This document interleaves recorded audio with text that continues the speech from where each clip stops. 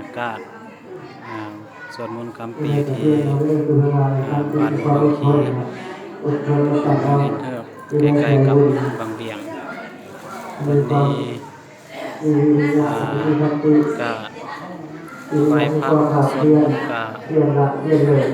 จบแล้วแต่ว่ายังบ่ทันได้สวดข้ามปีก็พักผ่อนก็มีญาติโยมที่มาประพฤติปฏิบัติทำนำกะหลายพอสมควรอยู่นี่ก็พระอาจารย์น้อยที่ให้ธรรมะเป็นทานหรือว่าเป็นผู้นำสวดแล้วก็ครูบา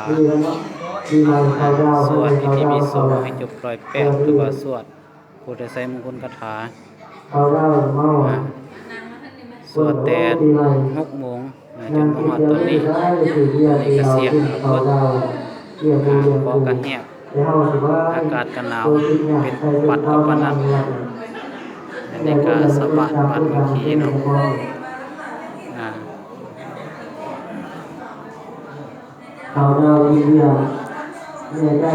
ตอนนี้ก็เวลาก็11 โมง 17 นาที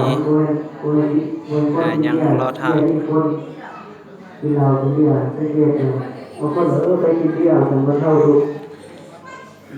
หนูที่เนี่ยมวนรู้ตอนถูกตอนเมา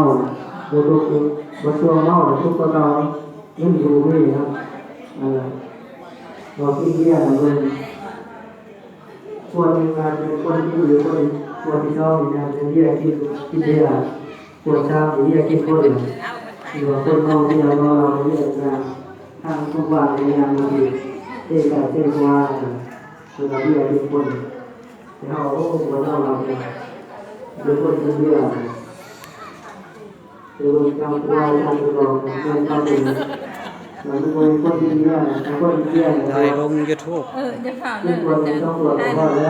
ยถ่ายน้ำเพชร เราเรียกกันว่าทำเอาเราเป็นเรื่องคนเดียวเดียวที่คน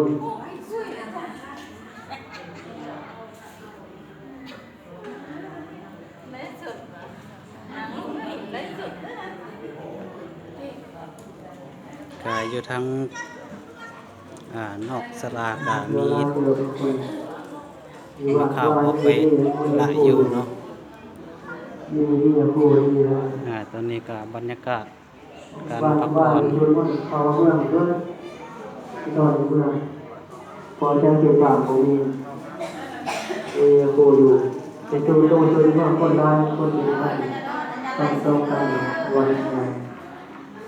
ตัววันตายเรากับเพื่อนเราคือการร่วมเราทานอัปปารามีคือการให้ทานกับมีได้การให้ทานอัปปารามีคือการให้ทานคือทานการคือทานคือให้โภชนาอาหารและวัตถุเข้าครองเงินคำตอนเดียวจะเป็นวัตถุคือการให้ทานในเบื้องต้นการให้ทานอัปปารามีการให้ทานเบื้องต้นปฏิทานอุปปารามีการให้ทานการทานเป็นธรรมของพระอริยเจ้าคุณครูเป็นพระพุทธเจ้าพุทธวจนะเป็นทางบ่อยฐานะคือการให้วัตถุที่ของปฏิทินฐานะอุปปารามีคือการให้ทานขันธ์กลางบริสูงขึ้นไปคือการให้อวัยวะเป็นการบริจาคเลือดบริจาคคืออยู่ฝั่งไทยคนนี้เราบริจาคคนตายไปแล้วเพิ่นก็เอาศพไปบริจาคมันก็เป็นการทานคือกันนะเป็นการทานะอุปปารามีสูงขึ้นไปหรือคือการทานปารามัตถปารามีคือการทานสูงสุดทานคำนี้ในพระอริยเจ้าเป็นทานเป็นใจคือการทานคือส่วนลงปฏิบัติธรรมคือเขาเลยนี่แหละการทานสูงสุดทางเลือดจุดยืนอย่างเราประเวทประทานทางเลือดประเวทเป็นลูกประทานแม่ประทานแม่ติดประเดี๋ยวเรื่องทานทานร้ายก็จะลายออกจากประหลาดว่างแต่ทุกคนมีที่ผู้ดูปานะมีจะอยู่อะไรอะไรที่การในทานต้องเป็นแต่เราให้ก็ได้ต้องเป็นแต่ทานสำหรับสังคมสังคมพวกเราเลย